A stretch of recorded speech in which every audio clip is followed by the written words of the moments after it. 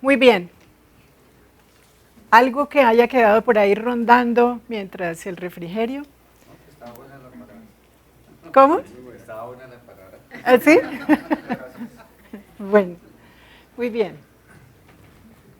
Entonces, quiero contarles cómo es un proceso de mentoring y esta es desde una experiencia que es muy estructurada, de acuerdo a los tipos de mentoring que estábamos mencionando hace un momento. La preparación es el primer momento cuando se va a hacer un proceso de mentoring. Hablamos de crear la relación. Lo que hace aquí el mentor es establecer ese espacio seguro para que favorezca el aprendizaje y parte, por supuesto, de la responsabilidad del mentor de que esto ocurra. Sobre todo cuando el mentí llega con un poco de ansiedad frente a esto que no sabe, a estos imaginarios de esto será que va a ser muy difícil, yo nunca, o no me gusta tanto, o creo que no tengo habilidades para esto. Entonces es muy importante este momento de preparación, de ayudarle a bajar la ansiedad al mentí y decir que con toda seguridad que lo va a lograr, que se va a hacer paso a paso, que lo va a acompañar, que va a estar allí para aportarle toda su experiencia, todos los tips, para entregarle todo lo que sabe y que lo van a hacer juntos. Esto ayuda mucho en este comienzo para construir la relación. La contextualización es explicar todo lo que va a pasar en ese programa de mentoring, cuáles son los objetivos, cuál es la ruta que van a seguir los dos o con el grupo para hacer ese proceso. Los roles, clarificar. Entonces, ustedes como mentí van a estar en este lugar y allí se clarifica lo que significa hacerse cargo del aprendizaje también, cuál va a ser el rol del mentor, qué va a pasar entre los dos, cada cuánto se van a encontrar, qué va a pasar en cada uno de los encuentros. Entonces, si se van a hacer tareas o no se van a hacer tareas, cómo se asumen los compromisos. Este momento de la preparación es fundamental. ¿Por qué? Porque si empezamos el proceso mismo, la ejecución, sin hacer esto, pues aquí tenemos dificultades y podemos tener que devolvernos porque no se creó una relación adecuada, porque no hay el espacio de confianza que el mentí necesita para poder decir, mire, es que esto es muy difícil para mí, o es que yo creo que no soy capaz de hacer esto. Entonces, si eso no se ha creado, no va a ser fácil para el mentí que realmente su aprendizaje sea ágil y en el tiempo que se ha estimado del proceso de mentoring, del programa de mentoring. Entonces, están esos dos momentos, crear la relación, la contextualización. Los principios de aprendizaje los vamos a tocar en un momento, hace parte de esta fase de preparación, porque le ayuda al mentí a saber todo el contexto de lo que va a pasar, de lo que no va a pasar, de lo que él necesita hacer, de cómo va a ser acompañado, resolver todas las dudas. Entonces este es como abonar el terreno para que cuando se dé la implementación, para cuando se dé la ejecución, haya mucha más efectividad ya sobre la marcha. En la ejecución, entonces, partimos de los objetivos generales que se hayan establecido para el programa de mentoring, que esto los da la compañía. O si es a nivel individual, pues obviamente los da el mentí, ¿sí? Digamos, si no es organizacional, si no es un proceso de mentoring que es particular, pues los establece el mentí. Imaginemos en la experiencia de un emprendedor, los emprendedores jóvenes. No necesariamente están dentro de un programa de mentoring con una organización, sino que quieren tener un mentor altamente experto porque ha vivido la experiencia de crear empresa y quiere tener un mentor. Esta es donde hay más experiencias de mentoring, especialmente en España, alrededor del emprendimiento. Y este momento de la ejecución es el encuentro mismo ya. Estamos aquí sentados los dos, Una vez que construimos toda esa plataforma de contextualización, estamos sentados los dos. Entonces partimos de unos objetivos específicos. Hoy, ¿cuál es el objetivo que le vamos a poner a esta mentoría? Si fuera un tipo de mentoring directivo, los establece el mentor, ¿sí? Porque ya hay una ruta que se ha creado con la organización en ese programa de mentoring. Si es un mentoring que es no directivo, el mentor le pregunta, ¿cuál es el objetivo que tú quieres ponerle a esta mentoría? Y se define el objetivo. Esa es la ruta que define la conversación de mentoring, el objetivo, porque sobre eso es que van a trabajar. Hay realimentación, entonces supongamos que no es la mentoría 1, sino que es la número 2, 3 o 4 más adelante. Va a estarle diciendo a partir de los insumos que el mentí trae, de la práctica que ha ido realizando, de la puesta en escena de las habilidades que ya ha ido trabajando, le va a decir cómo lo ve, tiene que traer algunos insumos. Pueden ser reportes, pueden ser experiencias de lo que ha tenido con clientes, pueden ser grabaciones, algún tipo de insumo que muestre lo que le ha ido pasando y ese es el material sobre el que realizan la mentoría. Y ahí el mentor le dice cómo lo ve. Mira, veo que estás avanzando en esto, veo que aquí hay un vacío grande en relación con este aspecto, con este tema, de lo que tenías que haber hecho. ¿Cómo lo puedes hacer? Es una posibilidad. O el mentor le dice, mira, yo creo que lo puedes hacer de esta manera.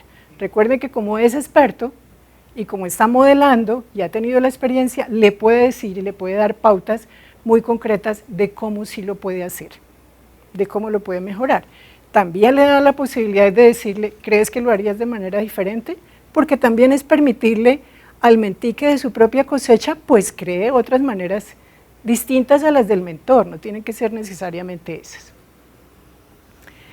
Ahí es donde está el aporte de sus experiencias y también donde empiezan a definir cuáles son los retos que se empiezan a identificar que tiene el mentí frente a ese objetivo específico en el que están trabajando. Y le pregunta, entonces, ¿cuál es el reto que tienes frente a esto que está pasando en este aspecto del avance en el que vamos?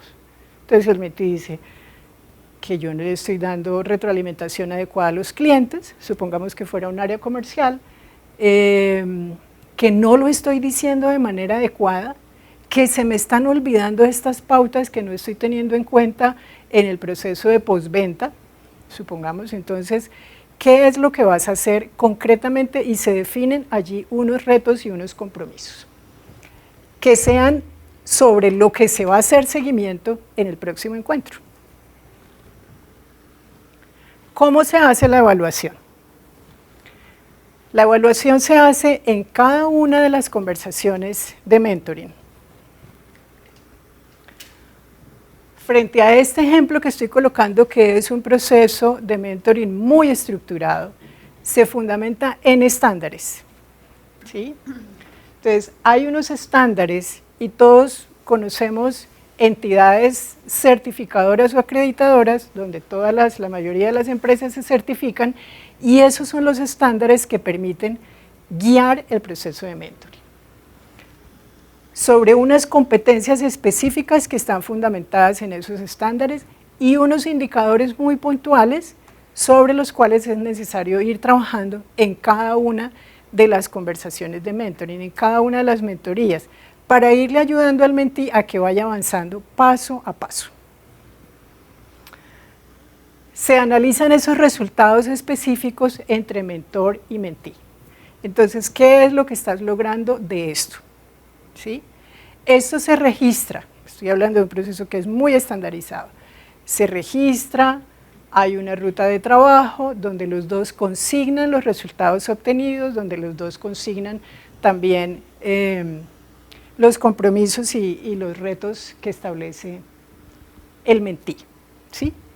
Por supuesto, el mentor también le dice, me parece que aquí el reto que tienes es, sigamos sobre ese mismo ejemplo de retroalimentación a un cliente, es que puedas ser mucho más asertivo, que seas mucho más directo y más claro cuando le digas a un cliente, cuando le estés entregando tal información.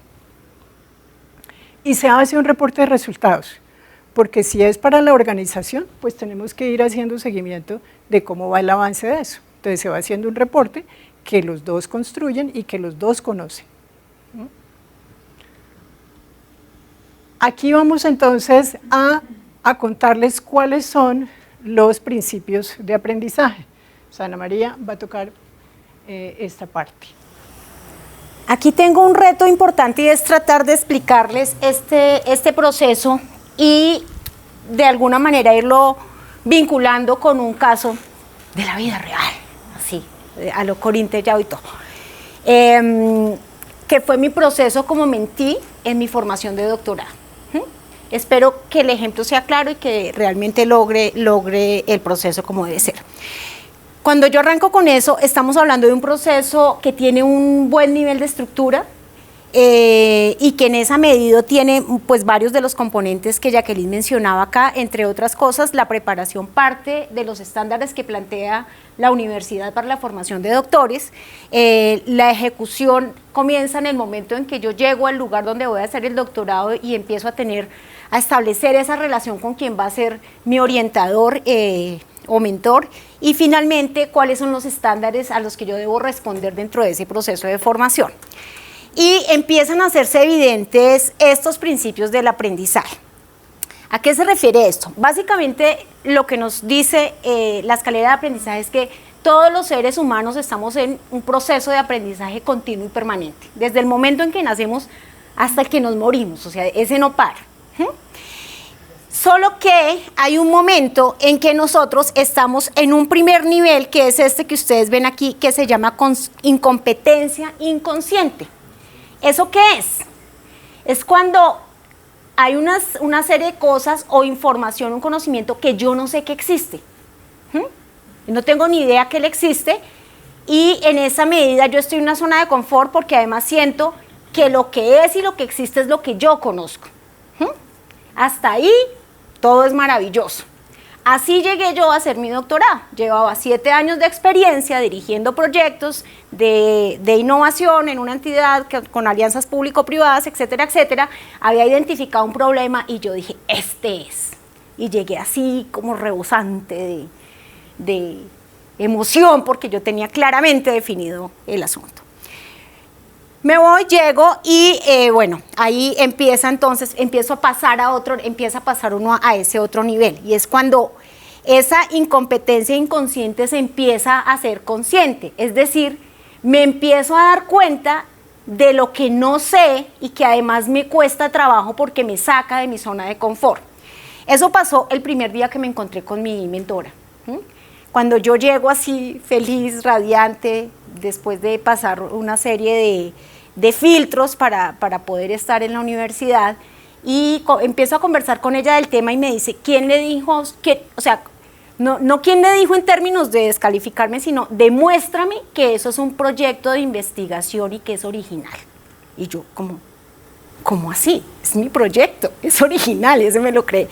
Y empieza a retarme porque me dice, tú ya fuiste a revisar en toda la literatura científica lo que haya escrito sobre eso. Y fue, les digo con honestidad, el primer bofetón que yo tuve en ese proceso, y lo he compartido en diferentes escenarios y con diferentes personas. Ahí yo empecé a sentir que ese proceso de formación era un proceso, entre comillas, doloroso y que lesionaba mucho mi autoestima. Y trabajando este ejercicio de la escalera de aprendizaje me di cuenta que él no estaba lastimando mi autoestima, lo que estaba lastimando era mi ego, porque yo creía que yo sabía mucho al respecto de eso, y cuando llego y alguien me confronta y me dice, mira, hay un mundo de información que tienes que empezar a mirar, porque ¿quién dice que eso que tú estás queriendo investigar, pues ya no lo hizo otro? Y una tesis de doctorado tiene que ser original. Tiene que tener un toque de autenticidad muy importante, porque eso es lo que le da la validez en la comunidad académica. Ahí empieza un proceso de darme cuenta de todo lo que no sé, y es un mundo de información. Yo estaba haciendo un doctorado en gestión de conocimientos y empecé a darme cuenta que lo que podía investigar era cada vez más acotado, pero aún siendo cada vez más acotado era un mundo de información. Entonces empiezo a tener que precisar, bueno, ¿qué es lo que yo necesito aprender en relación con eso? Eso me reta y se convierte en un potente motivador, porque necesitaba precisar, necesitaba saber hacia dónde moverme, y es en ese diálogo con mi mentora, con mi orientadora, que ella empieza a hacerme preguntas, y son preguntas tal vez como las que se manejan en coaching, preguntas muy potentes, ¿no? Preguntas relacionadas con cuál es el problema que tú tienes, a dónde quieres llegar, qué es lo que quieres desarrollar, hacia dónde te quieres mover, pero todo el tiempo era mi responsabilidad. O sea, yo parte de esa sensación de desazón que tuve cuando llegué, que ella me dice, eso tenemos que demostrar que tú tienes una investigación, fue, a ver, pero además ella no está para que me diga qué es lo que, hacia dónde me debo mover, no, ella no estaba ahí para eso, ella estaba ahí para ayudarme a precisar mi tema de investigación y mi proyecto, ¿ok? Entonces me enfrento a ese momento de incompetencia consciente que dura casi un año, la verdad, en toda esa búsqueda de información, y entro ya en el proceso de competencia consciente cuando en esa interacción con la orientadora empiezo a identificar con mayor claridad el problema, los autores que me servían, la manera como iba a abordar la investigación. Yo estaba trabajando en una investigación aplicada, estaba trabajando con una empresa de construcción acá mirando cómo eran sus procesos de aprendizaje y tenía que ir a campo, saber cómo abordar el campo, y esa parte es un tema de mucha competencia. O sea, ¿cómo llego yo a preguntarle a personas en una organización temas que hacen parte de su cotidianidad y que para mí eran relevantes? Entonces, en ese proceso me acompaña permanentemente la orientadora, me guía, insisto, con todas sus, digamos, a partir de esa experiencia, pero también a partir de preguntas poderosas. Aquí, parte de hacer conciencia de esa competencia inconsciente es que hay unos objetivos y unos estándares muy claros. En la vida académica, el objetivo más importante es defender la tesis, ¿sí? Para eso pasan 4 años de proceso de investigación, pero mientras eso ocurre, yo tenía que publicar, que es un estándar en academia, publicar artículos en revistas científicas, y eso es otro parto, les digo. O sea, cada cosa de esas la siente uno como un hijo, porque los estándares en revistas académicas son bastante complejos, hay evaluación de pares, es decir, hay unos estándares claramente definidos en esa comunidad a los cuales yo me tengo que enfrentar, ¿ok? Entonces empieza ese reconocimiento de en dónde tengo falencias, en dónde están esas falencias para estructurar información, están esas falencias para definir metodológicamente claras las cosas y que realmente se vea el aporte que yo estoy haciendo al conocimiento. Y finalmente entra un momento en que ese nivel de competencia ya pasa a ser algo propio, o sea, ya pasa a ser algo que empieza a fluir de manera mucho más suave, digamos, empieza a darse de una manera mucho más tranquila, y empiezo o continúo con ese proceso sin el temor que estaba teniendo en el paso de la incompetencia consciente y de la competencia consciente. ¿Será que yo estoy haciendo esto bien? ¿Será que lo estoy haciendo mal? Yo estaba haciendo el doctorado en Brasil y la investigación la hice acá en una empresa que tenía un proyecto en Medellín. Cuando estaba allá, además estaba cerca, la mentora, nos reuníamos, etcétera. Pero cuando yo me vengo, pues sí, están los medios tecnológicos para reunirse, pero esa frecuencia no es la misma. Entonces ahí ya es láncese y empieza a hacer cosas sin perder la posibilidad de compartir y de seguir contándole lo que estaba haciendo mi experiencia, y luego digamos que el retorno y comenzar a escribir el trabajo final es como el otro gran reto. Y todo el tiempo, les digo, es un reto permanente, porque cada vez hay un aprendizaje nuevo, cada vez hay un aprendizaje con una parte de ese proceso que me enfrenta con mis falencias, me enfrenta con mis debilidades, y creo que la bofetada no fue solo la primera, ¿no? La siguiente bofetada es cuando paso los trabajos a cualificación o a la defensa, la leen una gran cantidad de expertos técnicos y empieza otra vez el bombardeo de esto porque está así, esto porque está así, esto debería ser así, esto debería ser así. Por lo tanto, el nivel de competencia que uno ha tenido que desarrollar allí, especialmente para la defensa de la tesis, pues es muy fuerte, porque ahí le pueden desbaratar el trabajo de 4 años de investigación, básicamente. Entonces ahí es donde se pone en mayor evidencia ese nivel de competencia inconsciente, cuando ya empieza a ser espontáneo. Esta es la experiencia, digamos, como más formal y más estructurada. Y en una experiencia que es muy cercana, todos piensan en el proceso de aprender a montar en bicicleta. En principio uno no sabe ni siquiera que existe hasta que a los amiguitos o el tío querido se la regala, y este aparato que descubrí qué es y cómo es, y empieza ese proceso de pasar de que yo no sabía ni siquiera que existía a darme cuenta que no sé montar en él, que no sé cómo usarla, y empieza ese proceso de me subo, pedaleo, culebreo, mi cuerpo se mueve al mismo ritmo que el manubrio, me golpeo, me levanto, y ya la práctica hace que me suba y arranque, que empieza a ser un proceso mucho más mecánico, si se quiere. Entonces, en ese proceso, pues está esa relación muy clara. No ocurre solamente, esta escalera no se da solamente a partir de un proceso de mentoring, en realidad puede ocurrir a partir de diferentes procesos de aprendizaje, pero en este caso de mentoring ayuda muchísimo a que esos tránsitos sean, si se quiere, más amigables, más fluidos, y que los resultados se puedan ver de manera mucho más rápida. Para mí, cada encuentro con mi mentora, cuando estaba emproblemadísima con un montón de información, era como ver la luz al final del túnel. Y no era que ella me decía qué tenía que hacer, era que me hacía preguntas sobre lo que yo estaba haciendo, ¿sí? ¿Qué hiciste con esto? ¿Cómo ves aquello? Entonces, eso ayudaba un montón en el proceso, ¿ok? Tener esto como un modelo puede ser útil en el momento en que se hace el mentoring, para que pueda comprender cómo va a llegar el mentí, y que en este segundo momento es donde se presentan muchas resistencias, mucha incomodidad, mucha rabia, ganas de desertar, yo no sirvo para esto es muy difícil, pero cuando el mentor sabe que el mentí está pasando por esto, pues ahí es donde lo apoya y lo inspira para que pueda seguir adelante. Hemos hablado de manera reiterada con el tema de los objetivos.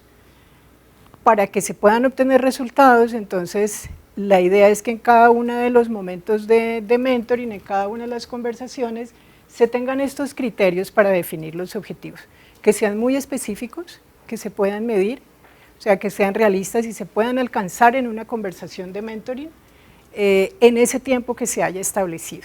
Eso es clave, porque si se definen objetivos que son demasiado ambiciosos y que estamos tratando de abordarlos en 1 hora, pero es un objetivo para alcanzar en 3 meses, pues aquí va a haber mucho nivel de frustración para ambos, ¿no? Entonces, este es un momento que es clave, la definición de los objetivos. Por eso, les queremos hacer una propuesta de hacer un ejercicio muy cortico. Ahora puede ser con la persona de la izquierda o con alguien distinto, como lo había planteado Ana María, frente a este ejemplo que les traemos. Pensamos en una competencia que pueda ser donde todos estemos involucrados. Todos en nuestras empresas y en nuestros espacios de trabajo tenemos clientes. Bien sea que esos clientes sean pacientes, sean usuarios, sean clientes como tales. Entonces aquí les proponemos hacer este pequeño ejercicio sobre la competencia de desarrollo de relaciones efectivas con el cliente. Esa es la competencia. ¿Cuáles son indicadores para trabajar en esa competencia? O sea, mucho más específicos. Uno es comprender la necesidad del cliente. Estamos viendo si efectivamente el mentí está avanzando porque cumple con este indicador, porque argumenta los valores agregados del servicio que está ofreciéndole a ese cliente, y porque tiene apertura a la retroalimentación del cliente, ¿sí? Entonces decimos, ok, esta persona está avanzando en el desarrollo de esa competencia. Lo que les queremos proponer, para que hagan 5 minutos ahí en su libretica y con alguna de las personas que estén allí al lado, es que definan un objetivo de aprendizaje que pueda contribuir al logro del tercer indicador, de la apertura a la retroalimentación del cliente, y que se pueda alcanzar en 1 hora. esa es la propuesta que les hacemos y que hagamos el intento de cómo, si ustedes estuvieran trabajando con un mentí, con un aprendiz, para que sobre esa competencia desarrolle su apertura a la retroalimentación, o sea, que esté abierto, que esté dispuesto a recibir la retroalimentación del cliente. ¿Cuál sería el objetivo? Imagínense que tienen a su mentí ahí al frente. Van a empezar la conversación de mentoría. ¿Cuál sería el objetivo que le ayudan a definir? ¿Es claro? ¿Sí? Ese silencio sepulcral es que sí es claro completamente o que hay una cantidad de... La propuesta es que con su compañero o compañera del lado trabajen en formular un objetivo muy puntual que le apunte a ver si al final de la conversación la persona va a tener mayor apertura a recibir retroalimentación de un cliente. Hagamos el intento, pues no tiene que ser perfecto, pero hagamos el intento para que veamos el valor que tiene empezar una mentoría con alguien definiendo un objetivo muy específico. ¿Les parece? ¿Asumimos el reto? ¿Listos? Entonces con la persona, si está ahí cerca o con quien ustedes quieran. 5 minutos. ¿Alguien quiere compartir ese trabajo que hicieron de definir este objetivo? Clarita.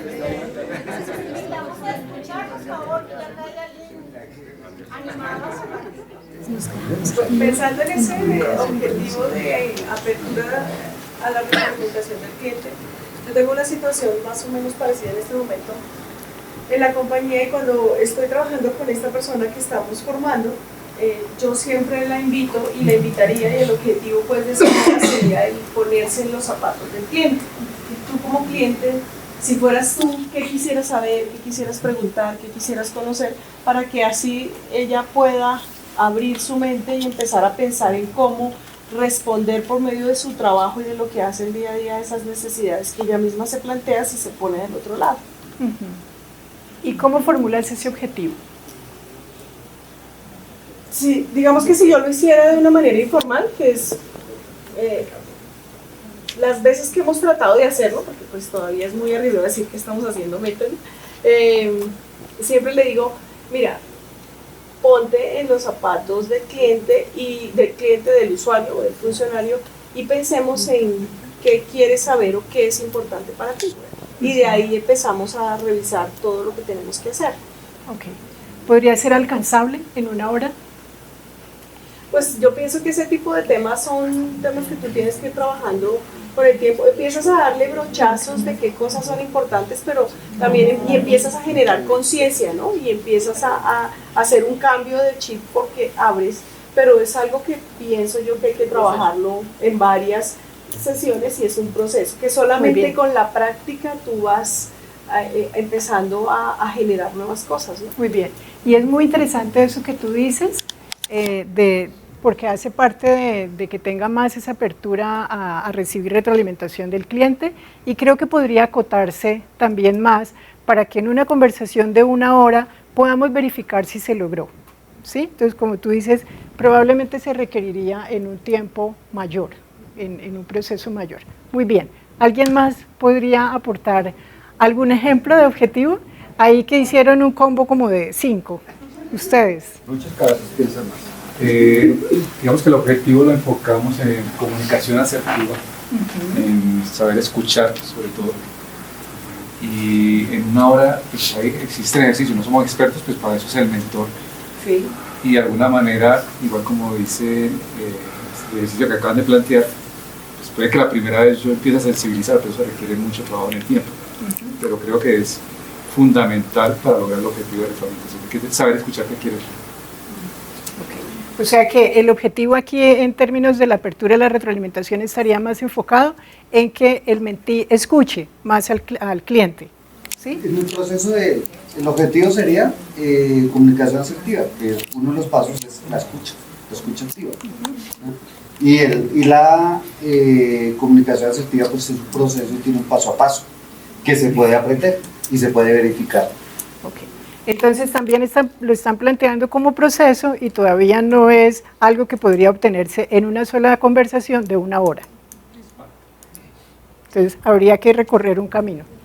Sí, yo en ese proceso de plantearse objetivos es importante que cada vez uno logre un nivel mayor de concreción, ¿sí? No es una descripción amplia y en ese sentido, cuando hablábamos acá, por ejemplo, del objetivo que ustedes plantearon, la cosa a lograr, que es una acción, es desarrollar la empatía con el cliente. En el caso de allí es fortalecer la comunicación asertiva con el cliente. Es decir, ese nivel de concreción les va a dar a ustedes pistas de cuáles son las actividades a llevar a cabo.